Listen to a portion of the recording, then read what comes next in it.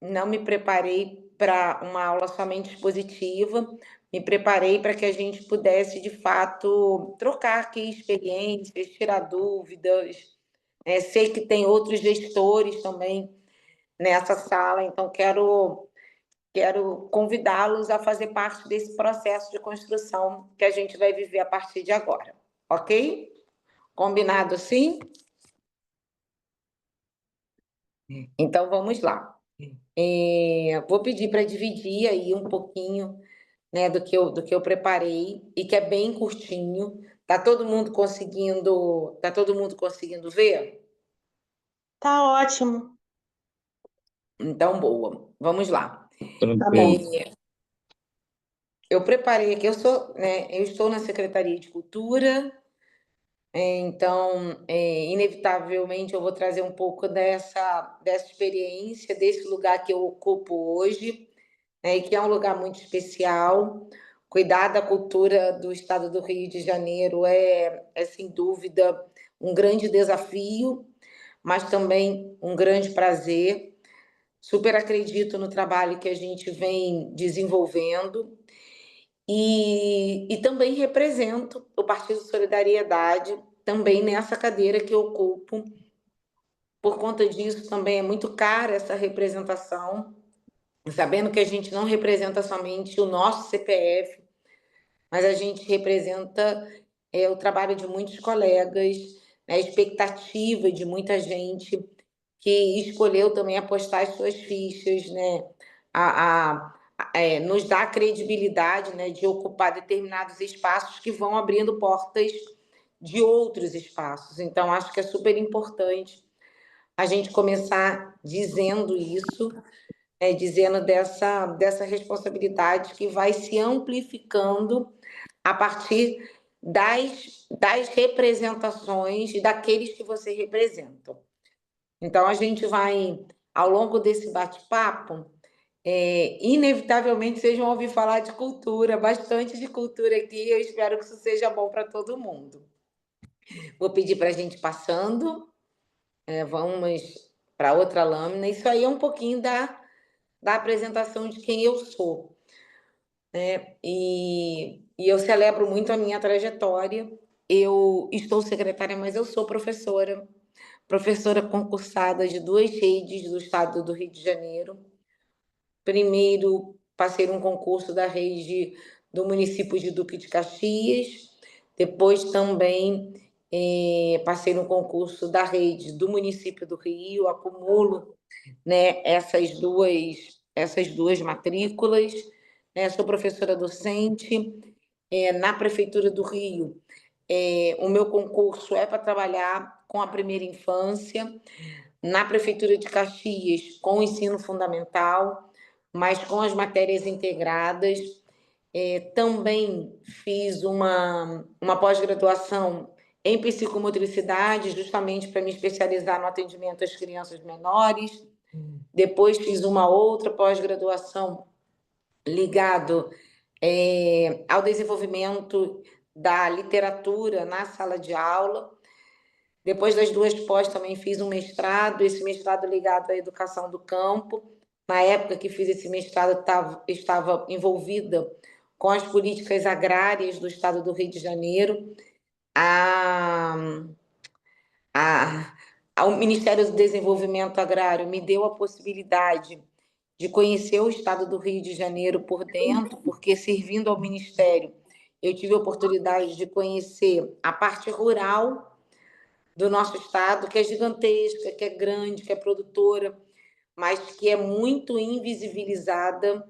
As pessoas, por conta dos nossos centros urbanos serem muito potentes, as pessoas acabam esquecendo que a gente tem campo, que a gente tem roça, e muitas das vezes, quando olham para esse espaço da roça, olham de forma depreciativa, e eu aprendi, o Ministério do Desenvolvimento Agrário me ensinou a olhar para esses espaços, dando a eles o valor que eles têm.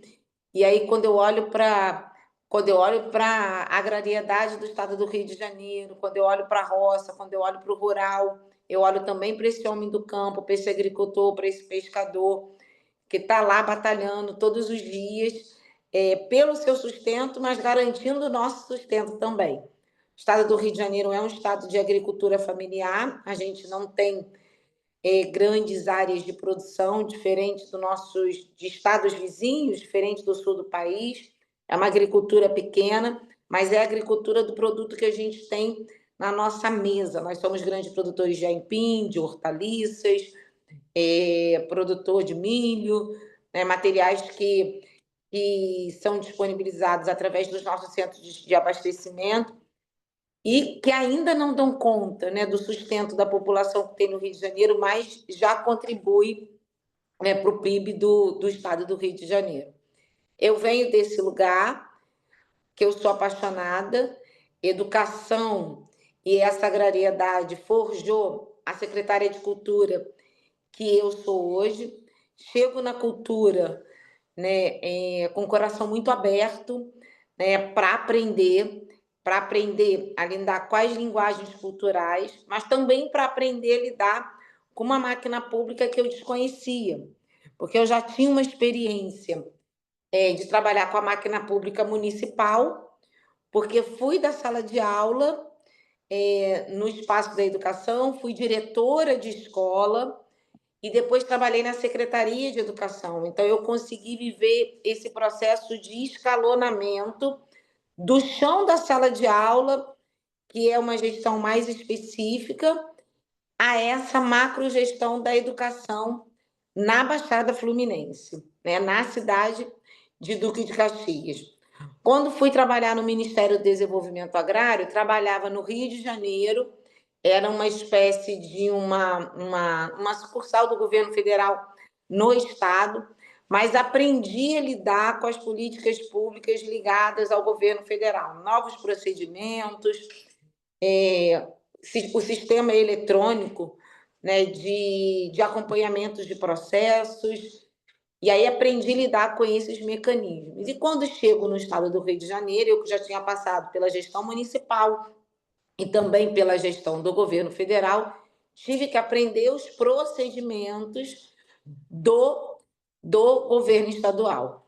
Super importante dizer que, quando a gente chega na Secretaria de Cultura do Estado do Rio de Janeiro, eu digo que ela é muito semelhante à administração de uma prefeitura, né? Porque ali a gente tem uma procuradoria própria, porque ali a gente tem uma equipe de licitação própria, as subsecretarias, a necessidade de se relacionar com os 92 municípios do estado, mas de uma forma muito efetiva. Quando a gente trabalha com a cultura, ele é um ambiente pouco nichado, porque ele é um ambiente muito diverso, né, muito plural. Então, hora você está falando com alguém que faz audiovisual, hora você está falando com alguém que faz teatro, dança, grafite, carnaval, folia de reis, capoeira. Então, a gente fala com esse público que é muito múltiplo, diferente quando eu estava na agricultura familiar, que a gente falava com o homem do campo e com esse homem do mar, que é esse pescador artesanal. Esse, de fato, era o nosso grande público. Então, assim, vivenciei uma ampliação, né, de horizontes, uma necessidade de intensificar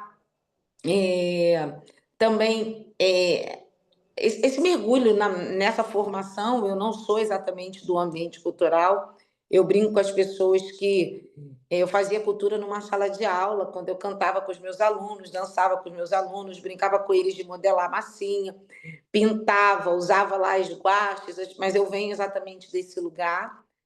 Então, eu tive que realmente dedicar um tempo, não só me relacionando com as pessoas, que muito contribuíram para que a gente pudesse ter um trabalho potente, eficaz, mas também tive que dedicar, estudar, ler, me preparar, e penso que é nesse lugar que eu quero começar, né, essa aula dessa noite, porque a vida nos impõe algumas oportunidades, né, que talvez a própria trajetória que a gente vá trilhando vai abrindo essas portas, mas é super importante a gente que deseja ocupar alguns espaços, ou que já está ocupando alguns espaços, sempre perceba a necessidade, né, de, na ocupação desses espaços, a gente aproveitar para aperfeiçoar as nossas práticas, e aí todo aperfeiçoamento de prática passa por um tempo de dedicação, de preparação, e que muitas das vezes isso acontece em curso, né? A gente recebe a oportunidade e no curso dessa oportunidade a gente precisa viver esse processo de preparação e a secretaria e nesse espaço da Secretaria de Cultura foi assim que aconteceu. Então tem aí um pouquinho do meu currículo, né? Sou mãe, sou filha, sou esposa, então, a gente tem ainda essa jornada aí, que é uma jornada para além da jornada de trabalho, essa jornada que é uma jornada pessoal, que muitas das vezes é uma jornada bastante pesada, intensa, que a gente fica o tempo inteiro equilibrando esses pratos para fazer e para ser atuante em todos esses lugares. Pode passar, já contei um pouquinho de quem eu sou, da onde eu venho. E aí eu queria entrar um pouquinho no tema dessa aula.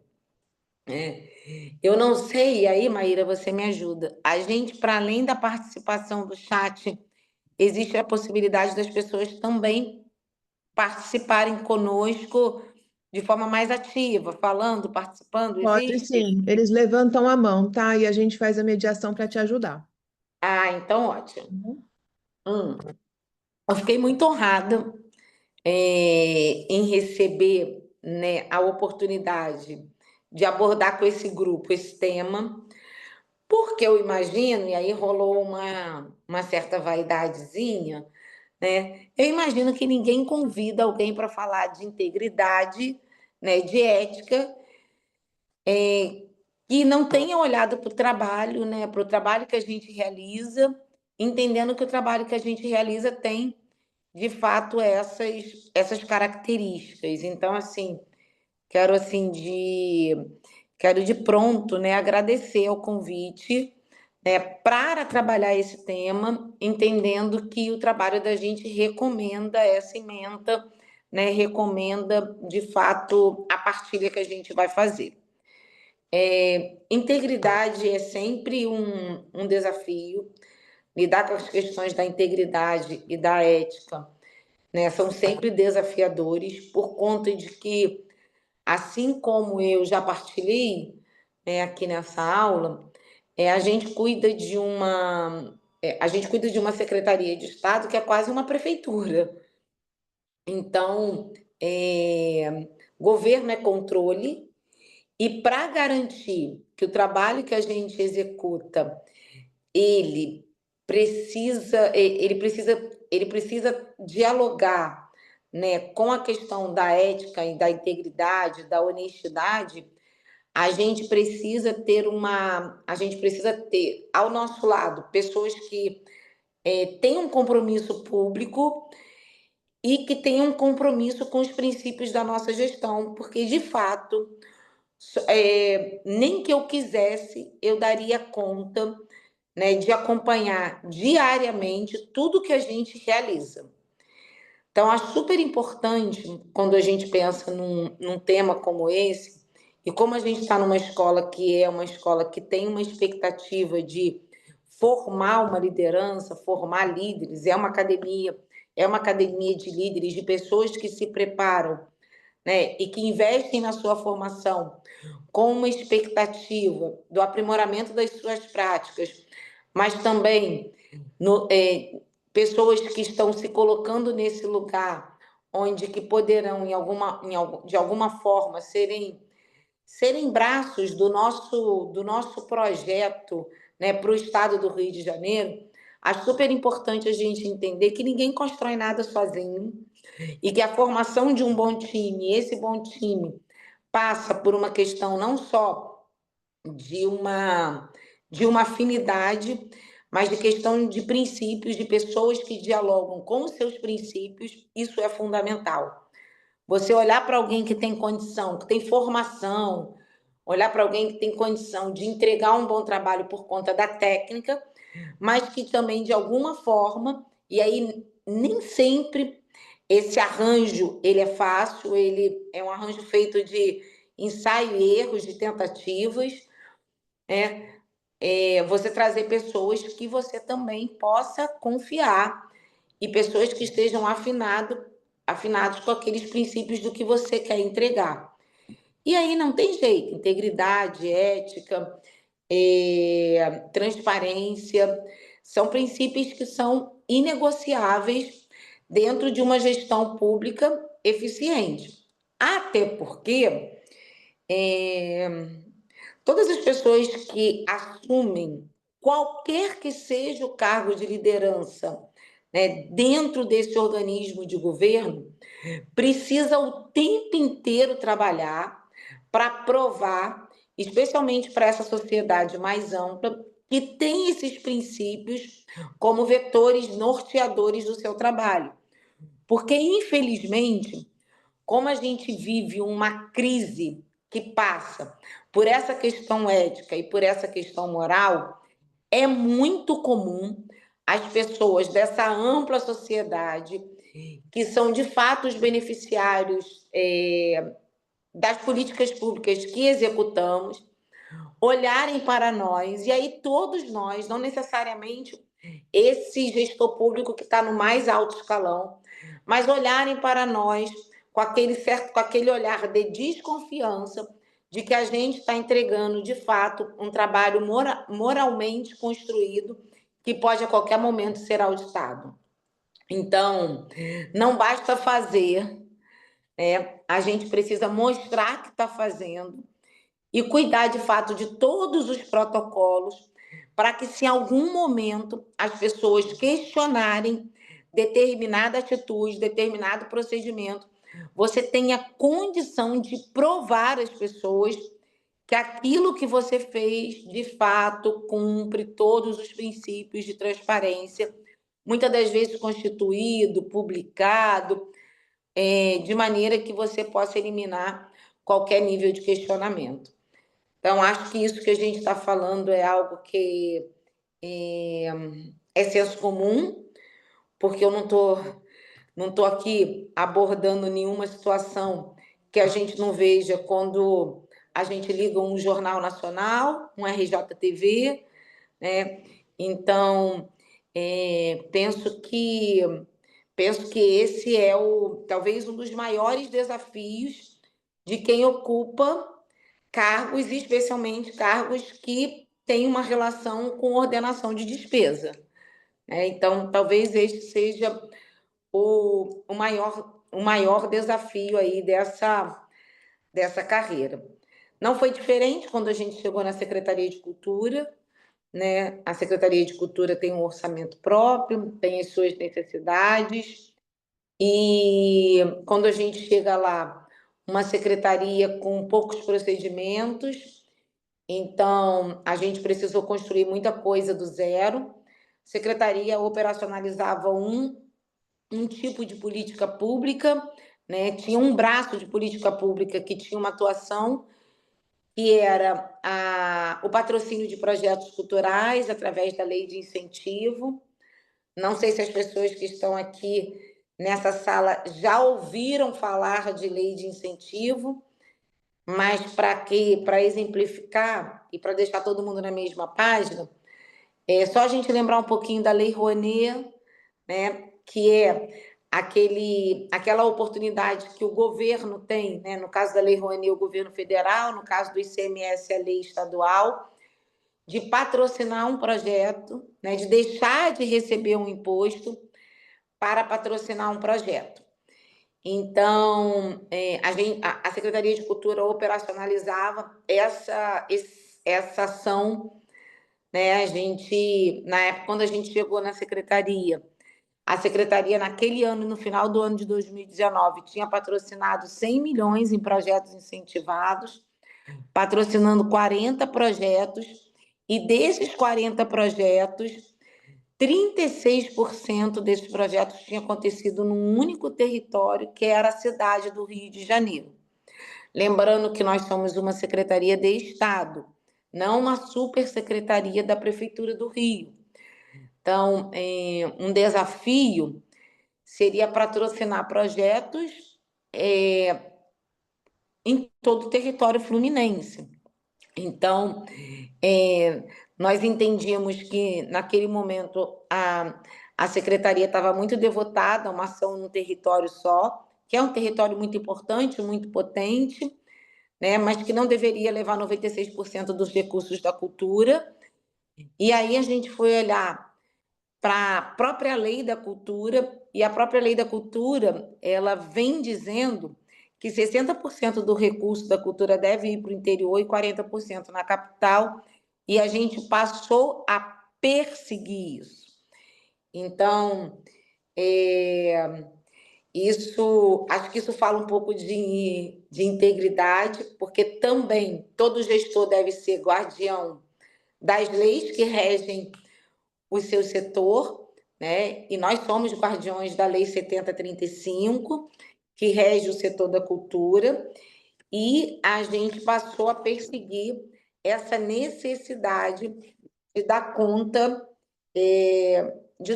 do cumprimento dessa lei. Um outro pilar, né, que determina as ações que nós realizamos é o processo de democratização e acesso à cultura. Nós chegamos na Secretaria de Cultura com essa expectativa de garantir que as pessoas, que o cidadão do Estado do Rio de Janeiro pudesse ter acesso à cultura no seu território, entendendo que as pessoas não deveriam mais sair do lugar onde mora para poder assistir um espetáculo teatral, para ir ao cinema, para assistir um show de música. Então, a gente também passou a trabalhar para isso. E aí, eu quero dizer que um dos mecanismos que nós adotamos, né, e que costuma geralmente dar muito trabalho, mas que a gente acredita que faz parte do processo de integridade e de ética que nós acreditamos e perseguimos, né, nesse espaço da gestão pública, é o controle social. Então, na Secretaria de Cultura, nós instituímos o Conselho Estadual de Políticas Culturais. Na verdade, ele já existia, mas nós fortalecemos o Conselho Estadual de Políticas Culturais, a Comissão de Avaliação de Projetos, a CAP. Essa, sim, também existia, mas não estava funcionando. Nós também ativamos um comitê gestor dos recursos do Fundo de Cultura, e transformamos as ações que eram antes,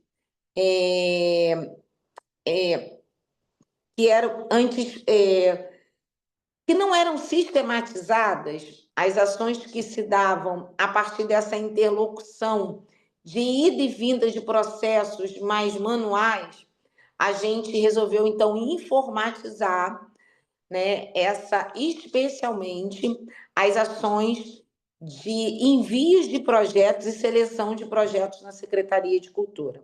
Hoje a gente tem um sistema completo que vai desde o envio da proposta até a prestação de contas, mas a gente foi criando isso ao longo dos nossos 2 primeiros anos na Secretaria de Cultura. Então, a gente tem, de fato, um movimento cultural bastante emancipado, de maneira que a gente conhece o projeto e não conhece o fazedor de cultura na hora de fazer a seleção do projeto. Então, de fato, é uma política pública emancipada, impessoal, né? A gente olha para o mérito, não olha para o CPF, e é isso que vem garantindo que a gente vai entregando, né, e desconcentrando e distribuindo os recursos da cultura, fazendo com que eles cheguem a qualquer cidadão do Estado do Rio de Janeiro, independente da onde ele mora, independente da sua cor, independente do seu estado civil, independente, né, a gente olha de fato para o mérito cultural da proposta apresentada. Estabelecer esse processo de participação social nem sempre é fácil, porque muitas das vezes lidar com esse controle acaba fazendo com que a gente chegue nos lugares que nós precisamos chegar de uma forma um pouco mais lenta. Porque quando você faz as coisas sozinho, apesar dela ser, ela é mais rápida, apesar de mais arriscada. Quando a gente faz as coisas junto, às vezes ela é um pouco mais lenta, mas muito mais assertiva.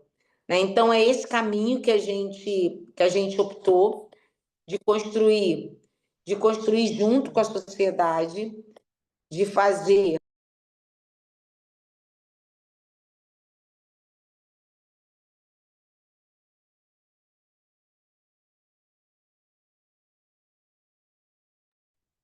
Dani?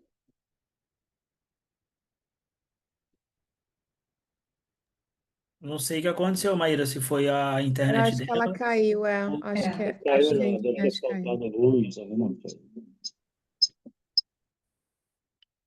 Vamos aguardar um minutinho.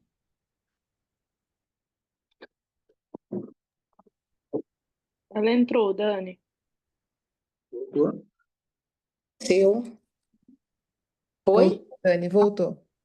Ai, que bom. Desculpa, não sei o que aconteceu. Então, a gente hoje já tem esses caminhos do controle social bastante estabelecido, e o que é muito legal é que ele dá um trabalho, né? Enquanto ele está sendo formatado, enquanto as pessoas estão se inteirando desse processo, ele dá muito trabalho. Mas depois que você gasta um tempo, né, e as pessoas vão, de fato, exercitando esse controle e esse lugar de participação, ele te leva para um lugar mais seguro. E o que é muito bacana é que ele dá trabalho no início, mas depois ele vai acontecendo de forma orgânica. Então, é sempre um lugar que a gente precisa dar muita atenção, porque não adianta você estabelecer organismo de controle social se você não tem uma escuta apurada e se você não está disponível para esse processo participativo. Mas uma vez que a gente garante a participação, uma escuta apurada, uma rotina disciplinar desses encontros, o trabalho ele vai fluindo, vai sendo construído e as pessoas vão de fato se apropriando e colaborando para que ele seja cada vez mais eficaz. No sábado passado, a gente deu posse, né? É a segunda vez que eu dou posse aos novos conselheiros do Conselho de Cultura. E eu tive a oportunidade de celebrar com os meus colegas, porque no conselho todos nós, né, ocupamos o mesmo lugar, não tem mais importante, menos importante. Nós temos ali os assentos das pessoas que são da sociedade civil, temos assentos que são as pessoas do governo, mas é um conselho de paridade e a gente vem construindo juntos, né, uma política pública que cada vez mais tem sido relevante, significativa, potente, e eu tenho muita consciência de que se a gente entrega nesse lugar que transforma a vida das pessoas, é porque a gente resolveu caminhar juntos, especialmente com aqueles que são os voluntários da cultura, os ativistas da cultura, que estão do outro lado do balcão, que traz para a gente uma reflexão que a gente, que muitas das vezes está atrás do computador, dentro do escritório, não consegue ter e não consegue perceber. Então, isso é de fato uma marca de uma gestão que dialoga ou que persegue o modelo da integridade, da ética e da transparência, né?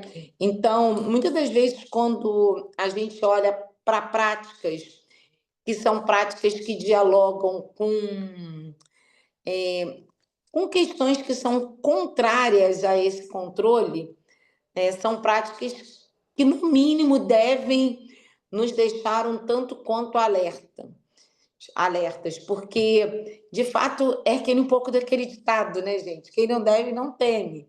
Então, tem gente que não quer a sociedade civil por perto porque tem medo daquilo que a sociedade civil pode descobrir se estiver muito pertinho da execução da gestão pública, né?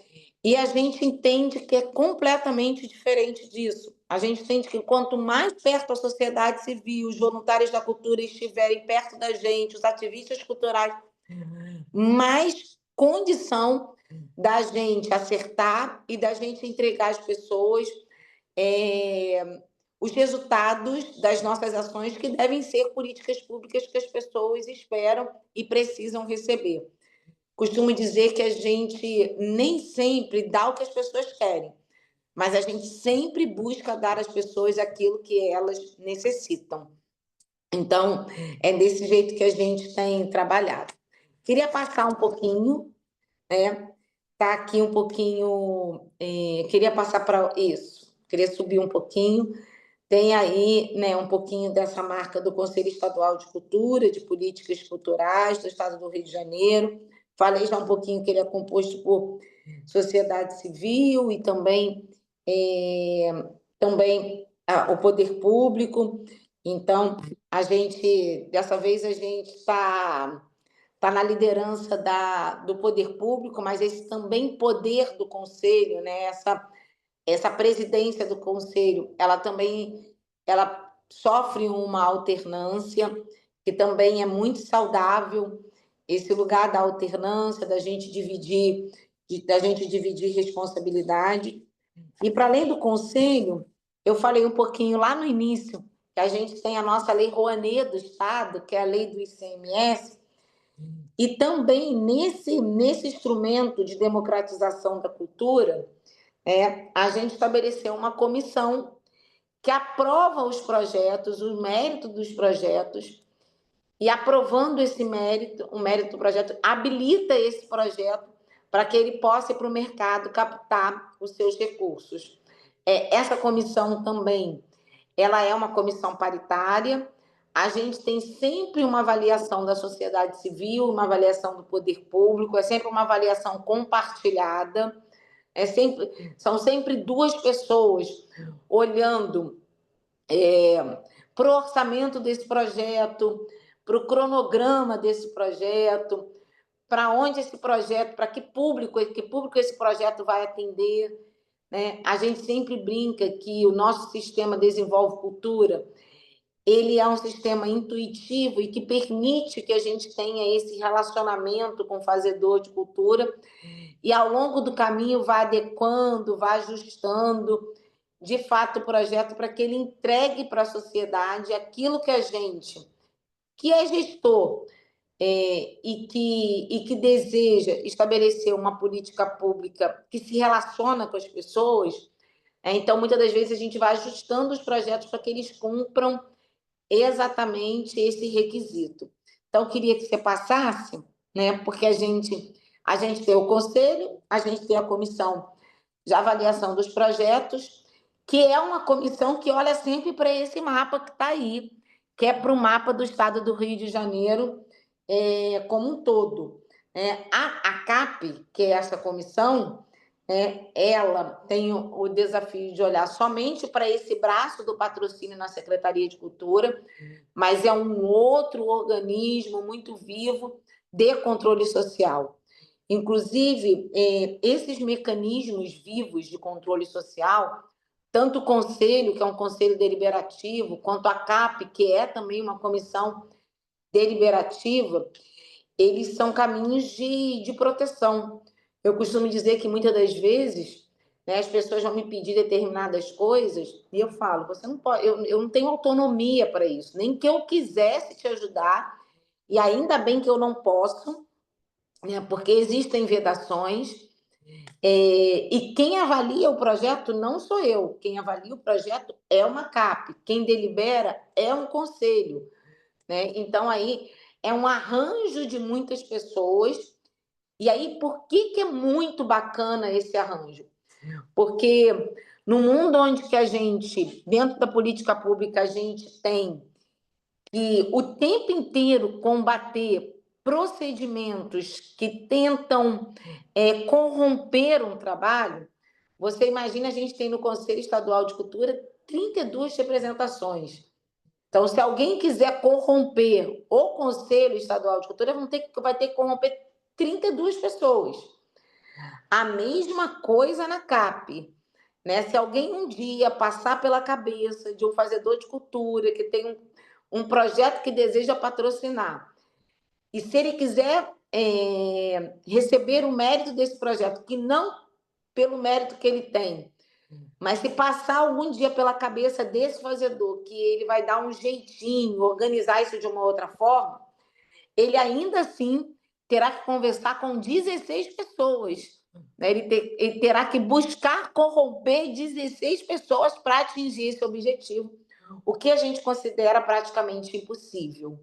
Né? Então, está aí uma grande iniciativa que dialoga exatamente com essa ideia desse compliance. As empresas hoje, né, chamam esse espaço as empresas que são mais privadas chamam esses espaços de integridade, de ética, exatamente de espaços de compliance. Eu quero dizer que nós também, do órgão público, temos os nossos compliances. E os nossos comitês e os nossos conselhos, que são paritários, são grandes compliances, né, que nos ajudam a manter exatamente esse princípio vivo. Eu estou trazendo um pouco... Oi, filha. Desculpa, a Elbia tem uma pergunta. Ah, pode falar, amor. Oi, Dani. Primeiramente, eu queria te parabenizar, porque a cultura envolve muitas falas equivocadas, né? A começar dos grupos radicais que chamam a Rouanet de bagunça e tudo mais. E aqui no Rio, essa fala tem sido mitigada pelo seu trabalho de transparência. E um dia desses eu achei muito interessante você falar sobre... Você não falou em pessoalidade, mas você estava dizendo como é que é a abordagem e escolha dos projetos.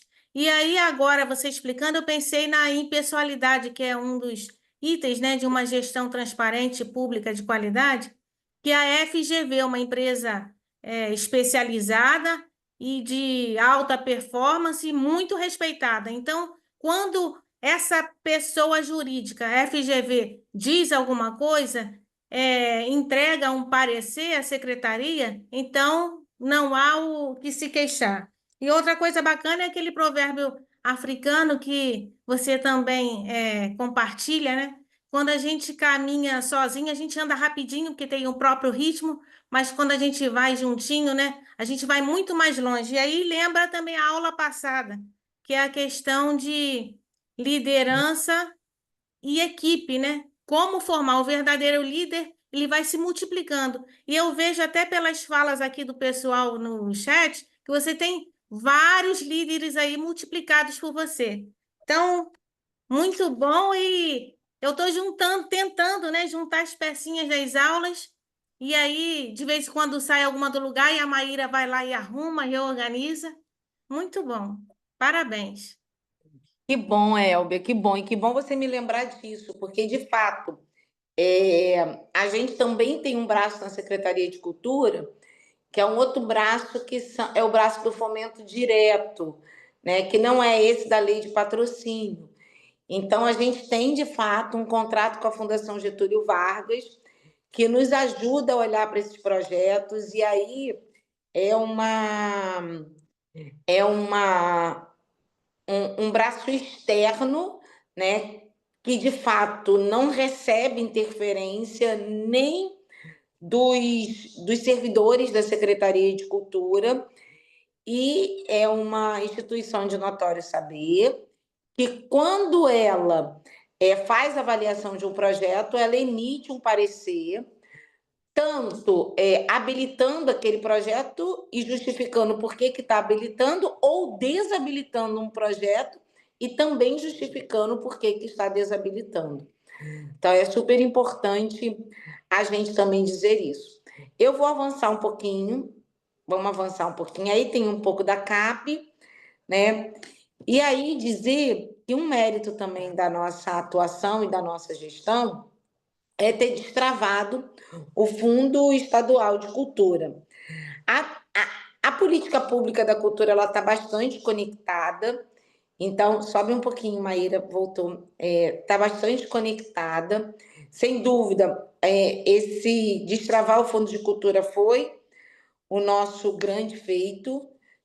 Ao longo desse tempo, já foram mais de 60 convocatórias, 60 chamadas públicas, né, onde que a gente divulga essas chamadas. Primeiro lugar que a gente apresenta, né, essa chamada, o primeiro caminho de comunicação, né, dessas chamadas é o Diário Oficial do Estado, mas depois a gente faz um esforço muito grande, né, colocando os links, onde as pessoas recebem as informações, o próprio edital, no site, em jornais, na rede social, de maneira que a gente divulgue bastante para os fazedores de cultura a iniciativa proposta.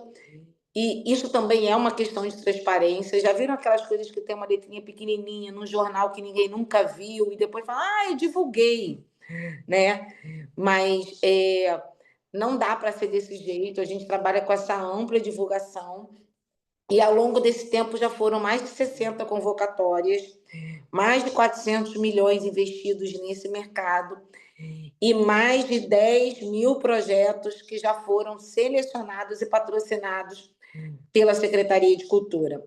Importante a gente dizer, e eu tenho muito orgulho disso, não que a gente não possa viver isso daqui para frente, a gente pode, porque isso faz parte do processo, e não quer dizer que se a gente viver é porque a gente está cometendo algum equívoco no que tange à corrupção e falta de transparência.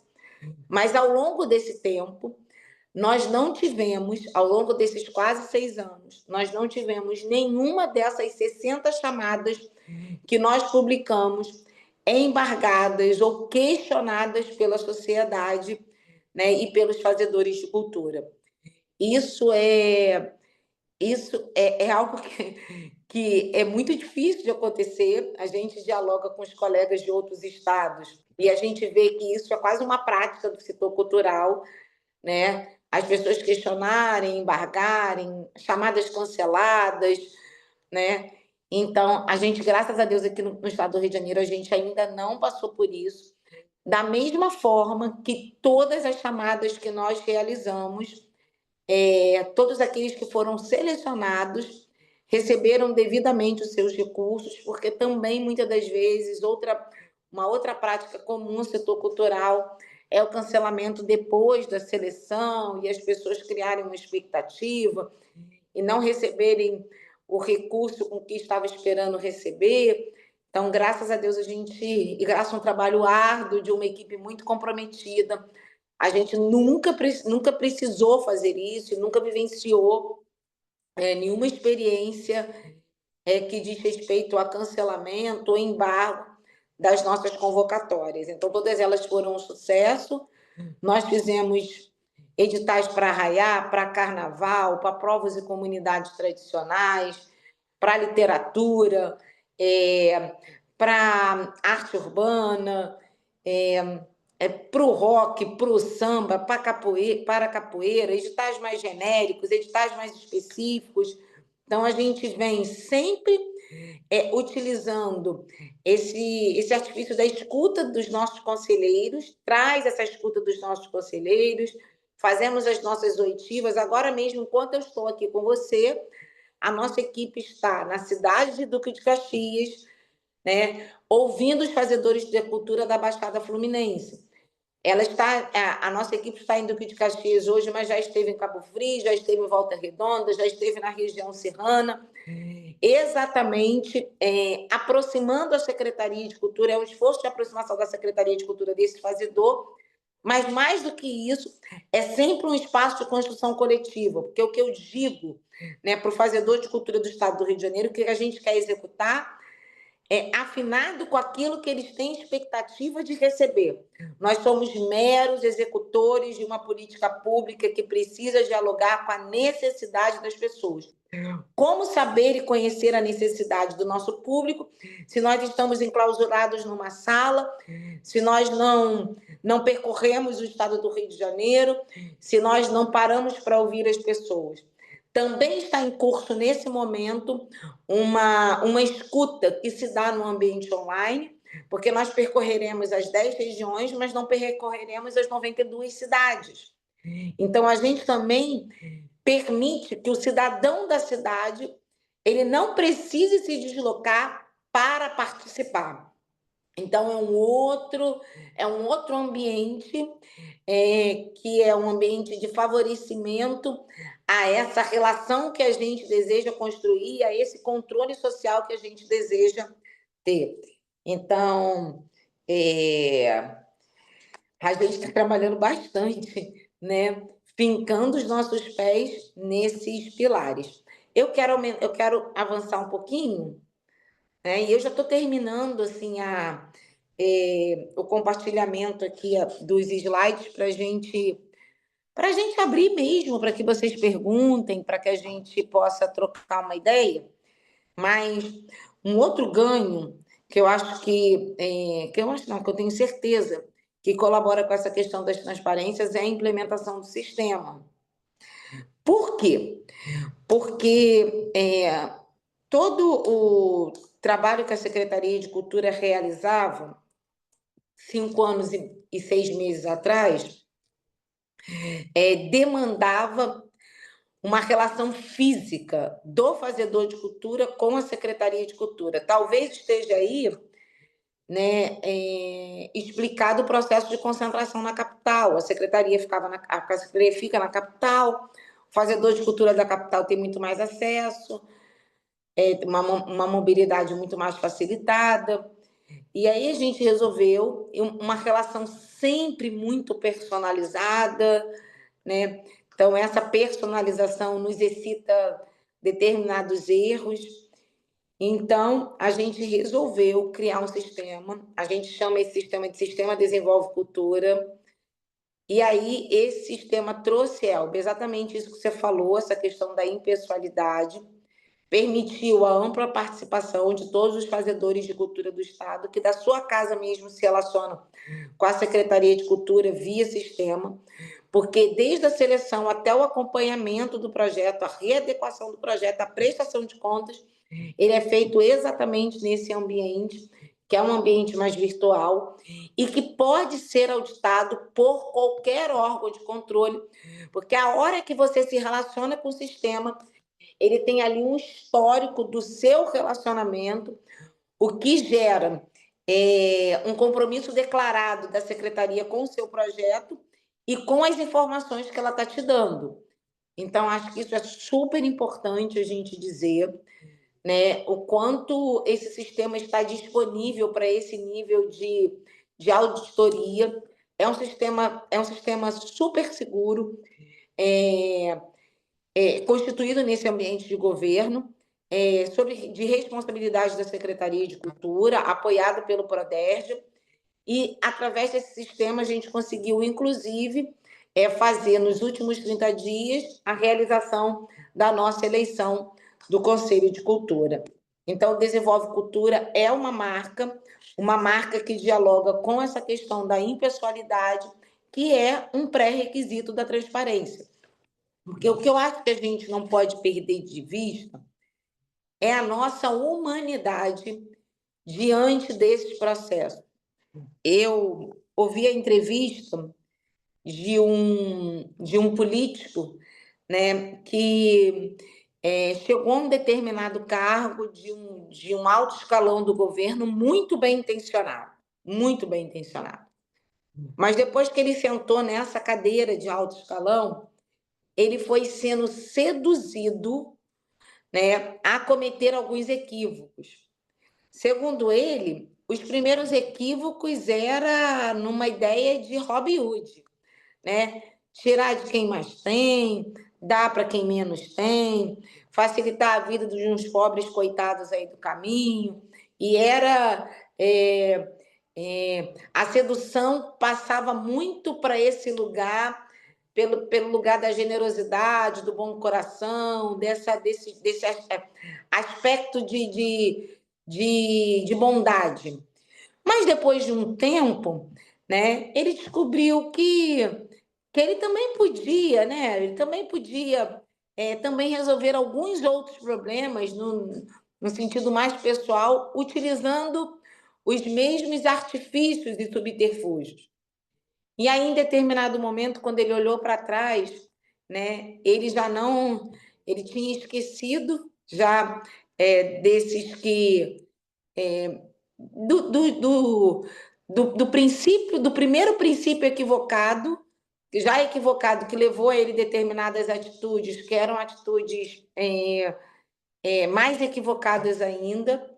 E aí o resultado disso foi, de fato, uma decadência da sua carreira, com tudo aquilo que a gente sabe que acontece quando as pessoas perdem, de fato, né, a medida à frente de determinados cargos, e aí, de fato, é muito triste isso. Então, o espaço do governo não é um espaço de concessão, né? Se você quer, de fato, dialogar com as questões da ética, da integridade, da transparência, de fato, você não pode abrir concessões, porque a concessão ela imprime um ritmo que você não consegue controlar, e você precisa chamar, você precisa ter perto de você pessoas que te ajudem exatamente a controlar essa penca de assédio que toda pessoa que está num cargo de liderança ela passa, mesmo que a sua liderança não seja essa. Você não precisa ser secretário para isso. Basta você ser líder de um pequeno setor, basta, né? Esse assédio ele vai vir. Pessoas que abrem muitas concessões, né? E essa concessão às vezes pode ser permitir que um servidor tire folga na hora que não pode tirar, não esteja no lugar que deveria estar. Então, assim, pessoas que abrem muitas concessões são facilmente, elas são pessoas muito seduzidas para esse lugar da falta da transparência, né? Pessoas que também têm sempre uma desculpa para dar, acha sempre um jeito de dar uma desculpa, também são pessoas que tendem a, a serem mais suscetíveis a esse erro. E eu quero dizer para vocês que não é fácil, né? Porque a gente diz não para muitas coisas, mas é muito bom, no final do dia, poder chegar em casa, olhar para os seus filhos, olhar para o seu esposo, para a sua família, no meu caso, para minha mãe, que é minha grande inspiração nesse lugar da gestão pública, saber que a gente está fazendo certo, saber que a gente está entregando certo, saber que a gente está semeando, né, protocolos. E acho que também é super importante dizer isso, semeando protocolos e construindo raízes profundas, né, no sentido de construir uma estrada que também dificulte aqueles que virão depois de nós, no sentido de se alguém quiser fazer alguma coisa errada, vai ter que desconstruir muita coisa para conseguir fazer algo que não dialogue com a ética, com a transparência da gestão pública. Então, para além disso, a gente também não tem só responsabilidade com a gente tem responsabilidade com a bandeira que a gente levanta, a gente tem responsabilidade com o Estado do Rio de Janeiro, com esse dinheiro público, com esse fazedor de cultura e com os princípios e com a essência que a gente traz dentro da gente. Então, é um pouco disso, Maíra, que eu preparei para dividir com vocês, né? E quero ouvi-los, quero perguntar, né? Eu fiz aí um obrigada a todos que fazem parte dessa história, mas quero perguntá-los, né? Se alguém tem alguma experiência para partilhar, se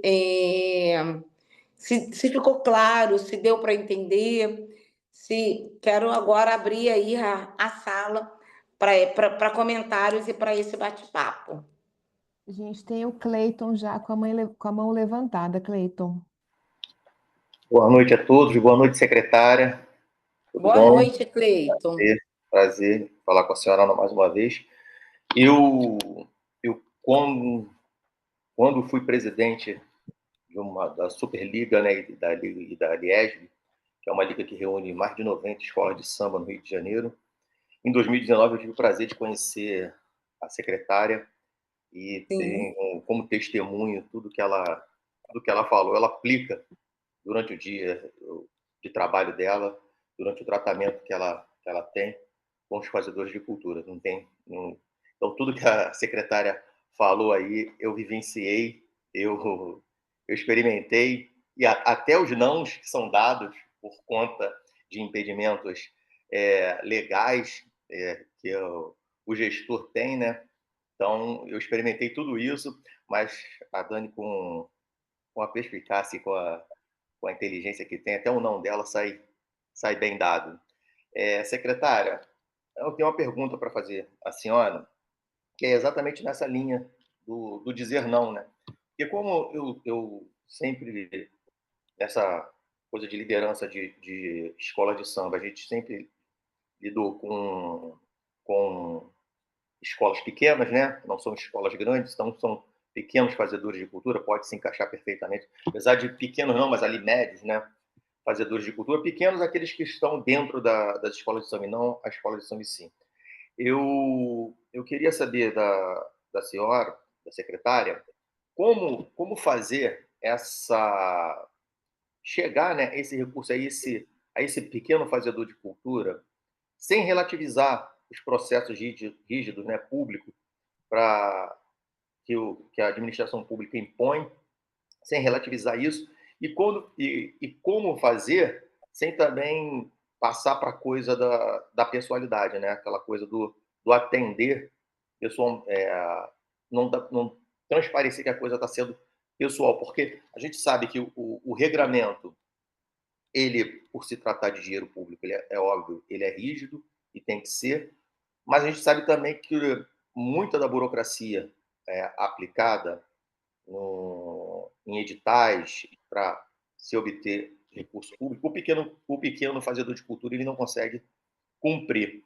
E aí eu queria da senhora saber como que faz para não transbordar os limites rígidos do processo público, fazer esse pequeno fazedor de cultura obter recursos da mesma forma que o grande. Cleiton, que bom, que boa pergunta, porque de fato esse é um desafio, olhar de forma horizontal, né, para todo o setor. Você trouxe aqui um setor que é muito desafiador, que é o setor do carnaval, né? Promover cultura para quem faz carnaval não é muito fácil, por conta de que o carnaval é esse lugar da irreverência, né? Esse lugar onde que nunca se preocupou, né, muito com essa parte, que é a parte da burocracia, da documentação, Então, a gente vem de 5 anos para cá, você acha que talvez um pouquinho mais, 5, 6 anos, 7 anos para cá, que a gente vem olhando para essa indústria, entendendo que essa indústria precisa cada vez mais se formalizar e se profissionalizar, se essa indústria quiser, de fato, ter a sua arte promovida também com recurso público. Já foi pior, e você deu uma grande contribuição quando você estava à frente da Liga, uma grande contribuição nesse processo, né, de formalização, que é um processo que tem que ser contínuo, que assim mesmo como você trouxe, por mais que a gente olhe para esse pequeno fazedor de cultura, desejando estender para ele, né, uma mão no sentido, entenda essa mão como um fomento, ainda assim tem um mínimo de requisitos, né, que ele precisa cumprir para ter o seu projeto aprovado, né? Então, a transparência também ela exige de nós algum nível de mecanização e aí, muitas das vezes, a falta do uso da tecnologia, isso tudo também impede que pessoas muito simples, né, precisam muitas das vezes se aliançar e ajuda de outras pessoas para conseguir chegar em determinados lugares. O que a gente tem feito, e que muitas das vezes é um braço potente nesse caminho de democratização, de cuidar daqueles que são menores e tiveram menos acesso ao longo da vida, menos oportunidade, ao longo da vida, é gerar essa oportunidade de formação. A gente tem uma escola da cultura, que inclusive é uma escola que também permite que as pessoas estudem através à distância, né, através de EAD. E a gente também busca ter parceiros nas secretarias de cultura municipais, nas secretarias municipais de cultura, que ajudem essas pessoas a formalizarem o seu projeto, a escreverem o seu projeto, né? Então, esses são dois lugares de democratização que lida muito com essas pessoas que são pequenas e que não conseguem chegar. A gente quer, de fato, permitir que essa pessoa cresça, e o fomento permite que essa pessoa possa tirar os seus sonhos, desejos dos papéis e essa pessoa possa crescer. Esse é um lugar. Um outro lugar que a gente tem trabalhado e que tem sido bastante potente é, de fato, na criação de leis que possam dialogar com uma habilitação mais tranquila. Então, esse é outro lugar, o diálogo com a Casa Legislativa, né? Então, por exemplo, a gente conseguiu, né, a diferença de um edital de uma lei Paulo Gustavo para um edital da lei Aldir Blanc, que na lei Paulo Gustavo a prestação de contas ela se dava pelo objeto, por aquilo que a pessoa entregou, e uma prestação de contas financeira. Na lei Aldir Blanc, só os projetos de muito valor precisam entregar agora uma avaliação, uma prestação de contas financeira. Mas projetos no valor de 50, 100 mil reais já não precisam entregar a prestação de contas financeiras, somente a prestação de contas por objeto, porque a gente já fez esse edital seguindo o marco regulatório da cultura. Então, esse é um outro lugar também bastante interessante.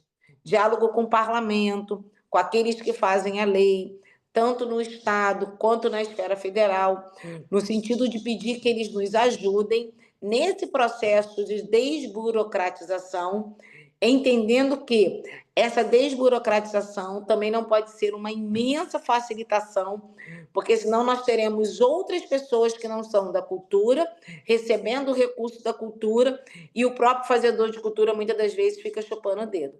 Então, tem um nível daquilo que talvez a gente chame de burocracia, mas eu chamo de proteção, que a gente não pode abrir mão, porque a gente não pode desproteger o fazedor de cultura. Então, quando a gente pede um portfólio de quem faz carnaval, é para entender se aquela pessoa faz carnaval mesmo. Quando a gente pede um nível de comprovação, é para o dinheiro do carnaval chegar em quem faz carnaval e não ser desperdiçado ou aplicado em quem não faz aquela atividade. Então, acho que é um pouco desse lugar aí. Então, formação é um braço nessa democratização, o apoio que a gente vem pedindo aos secretários de cultura do município também é um outro braço, e a aplicação do marco regulatório também é um outro braço nesse processo. Obrigada, Dani. Marquinhos? Marquinho, perdão. Boa noite, Daniele. Prazer em revê-la.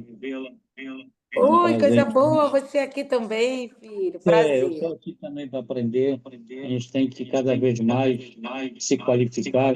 Eu também estou numa Marquinho, subsecretaria. deixa eu pedir, você tá com duas telas abertas? Tô. Deixa um mutado, porque tá. Tá, deixa eu ver aqui que eu falo. Tem um ecozinho. Ainda tem? É. Ainda tem um pouquinho, mas... Espera, viu? Eu tenho uma dificuldade tecnológica muito grande.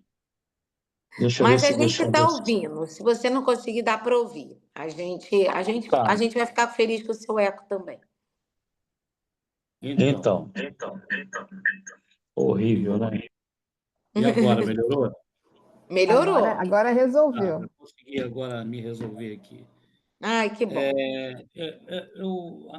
Eu achei muito interessante, mais do que tudo, essa transparência que você passou, né, para poder você estar conduzindo, gerindo essa secretaria com esses conselhos, com essas comissões que dão uma transparência total, uma tranquilidade. Isso também, como você falou, não é o seu CPF, né? É o nosso... É um conjunto, né? É a questão partidária, a questão que a gente está unido no mesmo propósito. e evitar os problemas. Eu acho que a lisura e a transparência é importante. Eu acho que a gente tem bastante isso aqui no Solidariedade, bastante sinceridade. O Cleiton, vocês estão me ouvindo, né? Sim. Tá, o Cleiton, ele já fez uma pergunta bem parecida, porque um dos grandes problemas, a gente vê pessoas que são assim mergulhadas na cultura, mas sem nenhuma chance de ter alguma oportunidade, né? Você falou sobre a questão de ter, eu ia perguntar se no Estado tinha alguma ferramenta, algum setor que pudesse a pessoa se dirigir para ter orientação mais específica de como que ele fazer a forma e a forma de um projeto, que às vezes é um pequeno, conforme o prefeito Cleiton aí falou, e você falou que, de repente, poderia estar procurando a cultura do município, não é? Para poder ter essas informações. Eu fico vendo, por exemplo, um garoto de 20 e poucos anos que ele quer cantar, então ele canta nos bares, só tem um violão, às vezes quer comprar uma caixa de som, quer comprar um aparelho para poder aumentar o nível, a qualidade e a quantidade de apresentação para a sobrevivência dele, que ele paga aluguel, tem mulher. E aí eu fico assim, teria alguma forma de orientar, um site, algum lugar que ele pudesse... Estou dando um exemplo desse, mas segue para outros, porque nós já fizemos um trabalho aqui em São Gonçalo muito bacana, né? E na área da cultura, aí em 2020, 2021, você contribuiu bastante, veio visitar, olhou. E eu queria saber se tem esse meio, até em meio particular, onde a gente pode estar procurando para saber como que essa pessoa pode participar, saber qual o tipo de legislação que é permissível para esses pequenos. Seria isso, mais ou menos. Tá, super bacana também a sua pergunta. É super importante a gente dizer, Marquinhos, que a gente tem aí uma lei agora, que é uma lei de fomento, chamada Lei Aldir Blanc, que injeta dinheiro no Estado e que injeta dinheiro nos municípios. E aí, deixa eu aproveitar para fazer um jabá aqui, né? Essa injeção de dinheiro nos municípios é uma contribuição do presidente de Solidariedade do Estado do Rio de Janeiro, o deputado Áureo, né? Nasceu lá no gabinete da Secretaria de Cultura, um pouco essa proposição, e o deputado encampou isso, né, junto ao Congresso, foi aceita essa emenda na lei, e se hoje os recursos da Lei Aldir, parte dele vai para o Estado e parte dele vai para os 92 municípios do Estado do Rio de Janeiro e para todos os municípios do Brasil, é de fato um trabalho desse deputado que é muito municipalista e que sempre diz que as pessoas não moram no Estado nem do Brasil, mas moram na cidade, então a cidade precisa ter um ambiente bom, né, para as pessoas viverem. E aí, é nesse sentido que, pensando nessa descentralização e nesse dinheiro que fica no Estado e que vai para o município, que a gente também pensa nesse pacto federativo, onde que o Estado precisa fazer algumas coisas e os municípios precisam fazer também ações complementares. Então, esses pequenos editais que olham para a especificidade da cidade, desse fazedor de cultura da cidade, é de fato uma responsabilidade dos municípios. A gente vai pensando em políticas que são um pouquinho maiores, e essa política que é a política um pouco mais do varejo, deve ser construída com esse recurso da Lei Aldir Blanc, que todo ano chega para todas as cidades do estado do Rio de Janeiro. Nós acabamos de bater uma meta, todas as cidades já fizeram a adesão a esse recurso, e a gente precisa estimular. E aí, por isso que o controle social é tudo, Marquinhos, estimular essa escuta para que essa necessidade apareça e que, para a política pública constituída, dialogar com essa necessidade. Então, acho que a resposta é intensificar essa participação social de maneira que ela reflita, de fato, a necessidade da cidade. Então, queria te estimular a despertar isso nos músicos ou em qualquer outros fazedores de cultura aí da cidade, na expectativa dessa necessidade ser contemplada nos editais que a cidade vai realizar. Uma outra coisa que você não perguntou, mas é que eu gostaria de emendar, porque veio aqui na minha cabeça, é que muitas das vezes a gente vive na situação da gestão pública algumas situações inusitadas. E muitas das vezes, quando as pessoas me perguntam, vão lá, Ah, secretária, porque esse projeto é muito bom, não tem como ele ficar de fora, ele tem que ganhar. Eu falo, eu não posso, não sou eu que julgo, não sou eu, tenho uma comissão. Aí as pessoas viram para mim e falam, mas a senhora deve mandar nessa comissão. A comissão deve fazer o que a senhora quer, né? E aí eu quero dizer para vocês que, né, a gente não manda na comissão. A comissão ela é autônoma, ela deve ser autônoma. É, os conselhos e os comitês, eles são soberanos, né? E no caso do Conselho de Cultura, é uma eleição para que as pessoas estejam ali.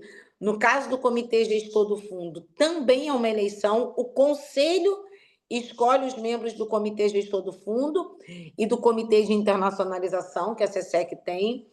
E também a gente tem a CAP, que também é uma escolha de notoriedade de notórios da sociedade civil. Então, vejam só, eles são organismos que são soberanos. Então, a gente não faz uma gestão no sentido de cercear, de indicar, de apontar caminhos. Não. A gente tem até um processo de formação, né, que explica o que é um conselheiro, um membro de um comitê, mas são processos formativos que não dialogam com essa questão de direcionamento. Então, é super importante a gente dizer isso, né?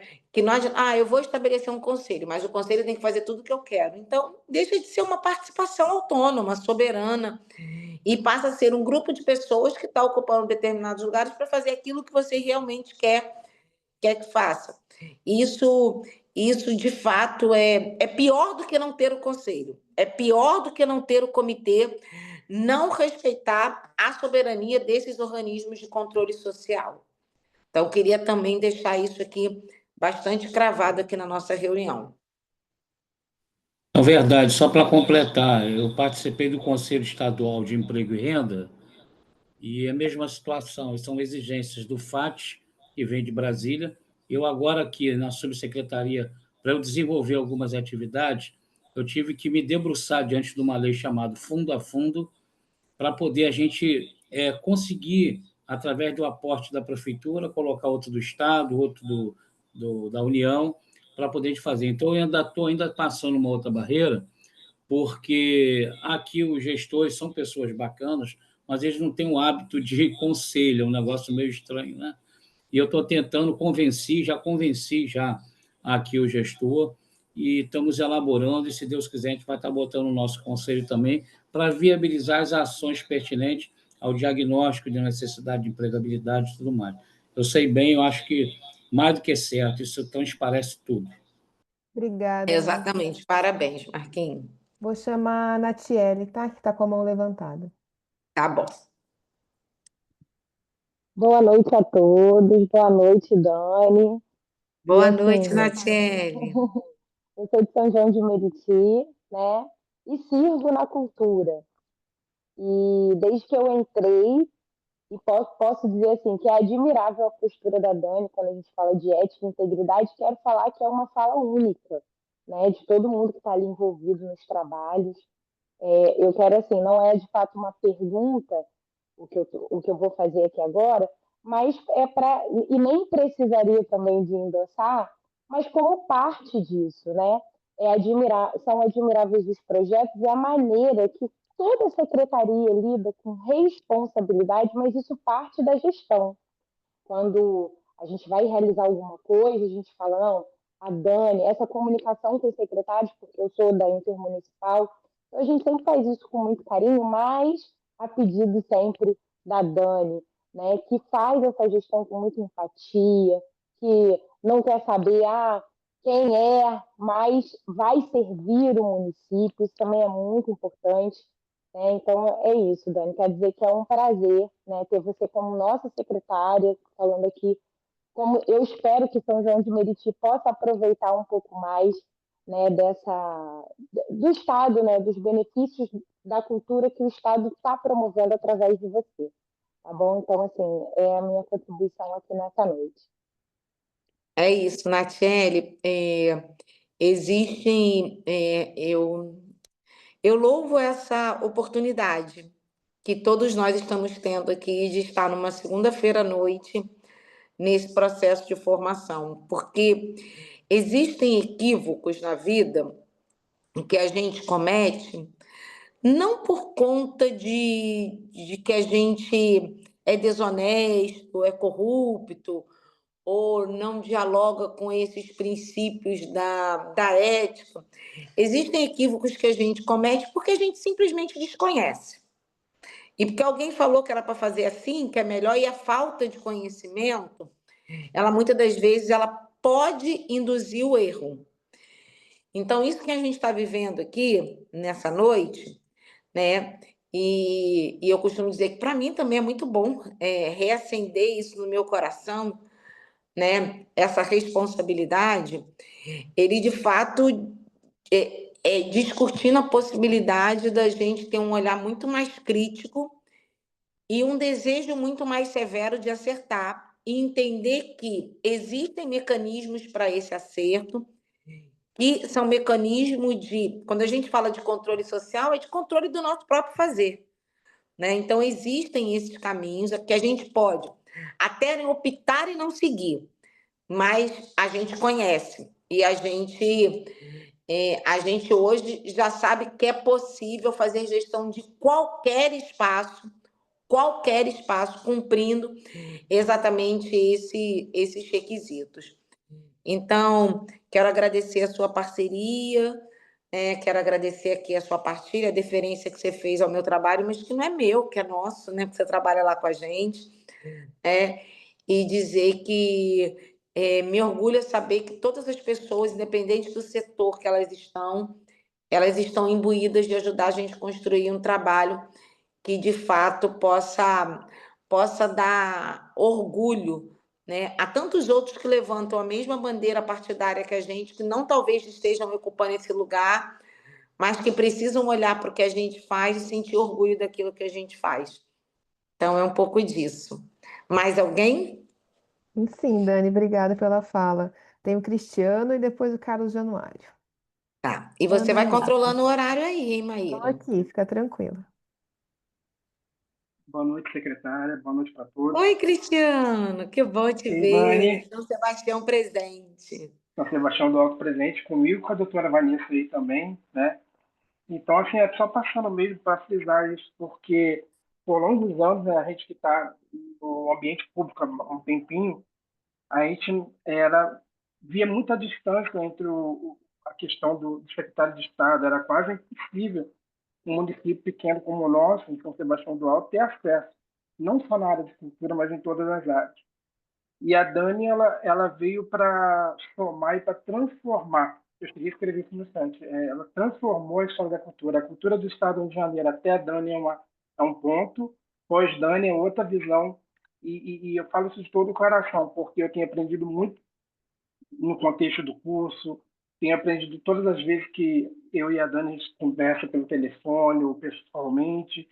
Então, assim, de verdade, é interessante que na sexta-feira agora nós tivemos, né, o passaporte cultural, levando a terceira idade lá de São Sebastião do Alto, e assim, eu pude sentir no coração que estava cumprindo aquele trabalho com amor, sabe? E isso vem da Dani, sabe? Ela humanizou a Secretaria de Cultura. Na verdade, ela tem um olhar humano para aqueles que precisam e necessitam do poder público na área da cultura.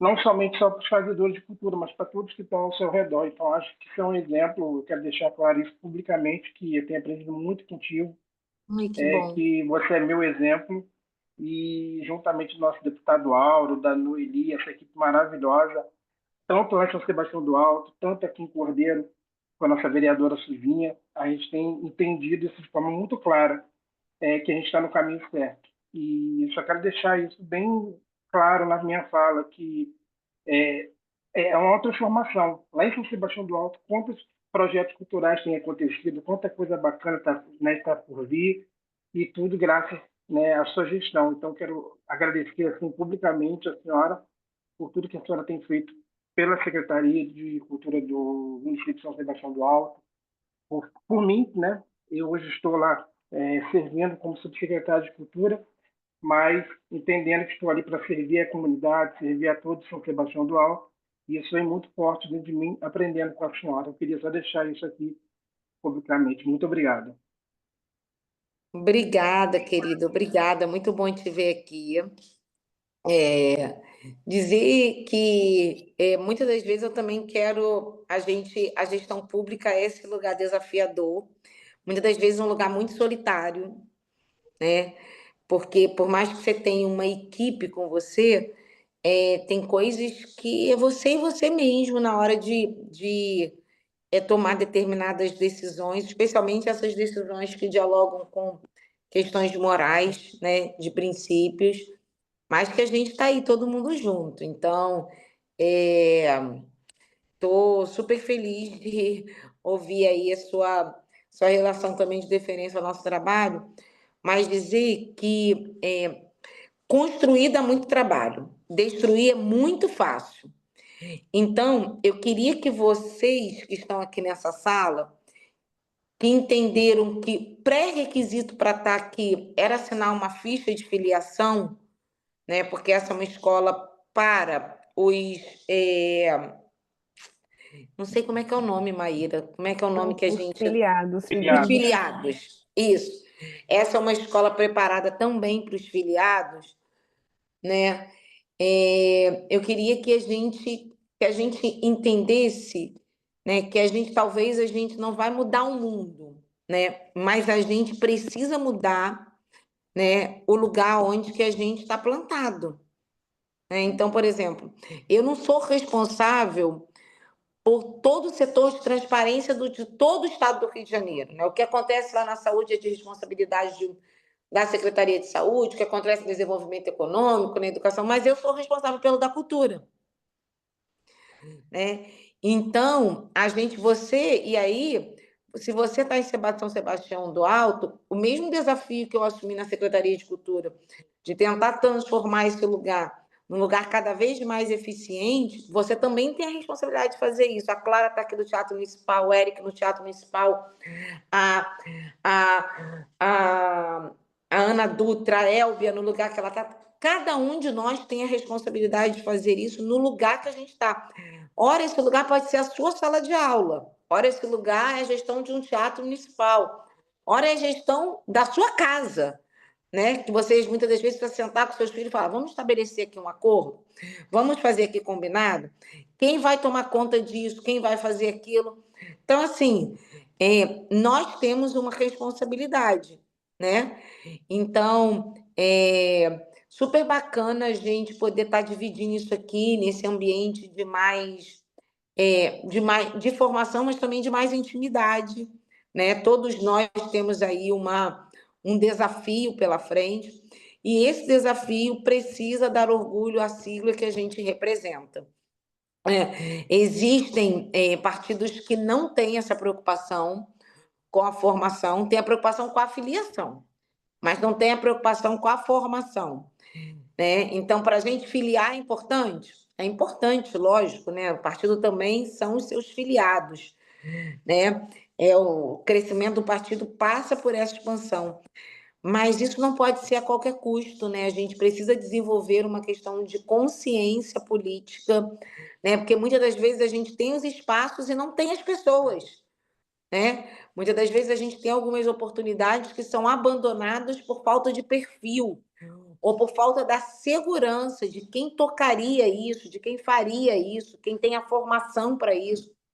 Então, assim, essa escola de líderes, ela nos anima no sentido de que quanto mais devoção a gente tiver aos ensinamentos que estão aqui sendo divididos, propagados, mais chance a gente tem do nosso partido crescer e da gente ocupar os espaços de maneira mais assertiva, né? Porque é isso. A gente precisa estar jogando em todas as pontas, mas a gente precisa estar fazendo gol, né? A gente não está... Hora a gente está defendendo, hora a gente está atacando, mas a gente está ali vestindo uma camisa, né? Defendendo aquilo que a gente acredita e pensando sempre que a gente é uma coletividade, que a gente é um time E quanto mais treinado esse time tiver, mais azeitado esse time tiver, mais chance da gente ganhar esse campeonato, que é, de fato, um campeonato de selva de pedra, né? Então, existe um nível de articulação, que essa relação partidária ela é importante. Então, quanto mais forte, mais voto, mais cadeira, mais possibilidades, isso é fato, mas também essas possibilidades estão atreladas a resultado. Então, não adianta você ter o espaço e não entregar resultado, porque você nem consegue permanecer, muitas das vezes, nos espaços, nesses caminhos de oportunidade. Então, é super bacana a gente saber que a gente está há 6 anos, praticamente, ocupando um espaço que nunca foi alvo de uma reportagem sei lá, num Fantástico, no Jornal Nacional, nunca, né? Que essa casa está preservada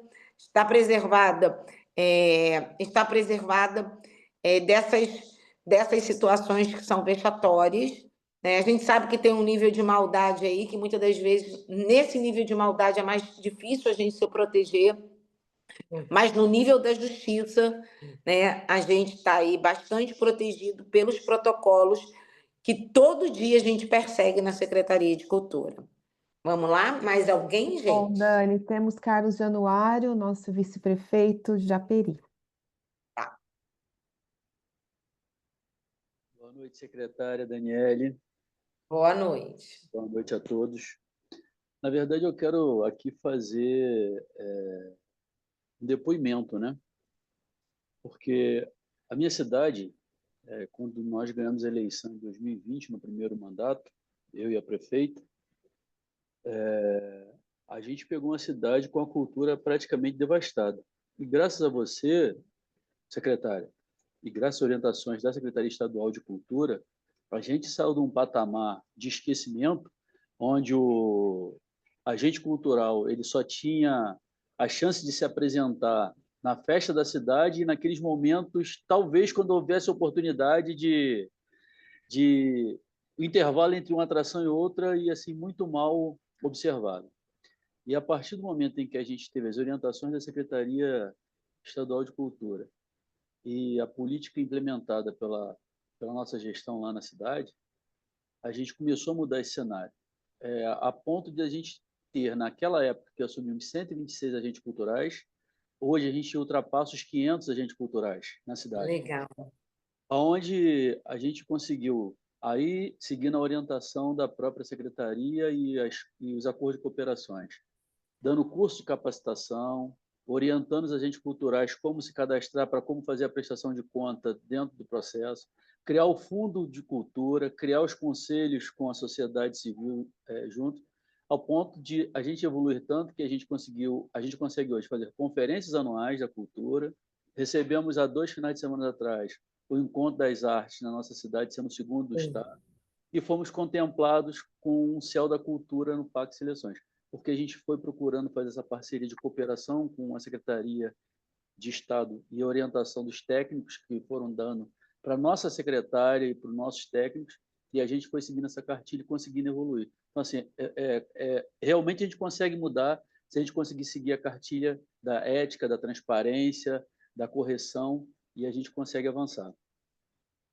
Prefeito, vice-prefeito, você está muito afinado com essa pauta cultural, que orgulho, né? Você falou aí de todos os mecanismos, você falou assim de todos os elementos que compõem mesmo, assim, utilizando inclusive um vocabulário bastante técnico, né, na sua explanação. Então, assim, um orgulho, muito obrigada pela parceria, obrigada pelo acolhimento no Encontro das Artes. Vamos seguir juntos. Ajuda a minha parceira Dani lá, eu sei que você é parceiro dela, porque de fato ela é uma menina bastante aplicada. Sempre, nós temos solidariedade. Mal de Daniele. Ela é bastante aplicada e ela está fazendo um trabalho muito bacana, mas eu tenho certeza que ela não conseguiria fazer esse trabalho se vocês não tivessem dando essa força aí para ela.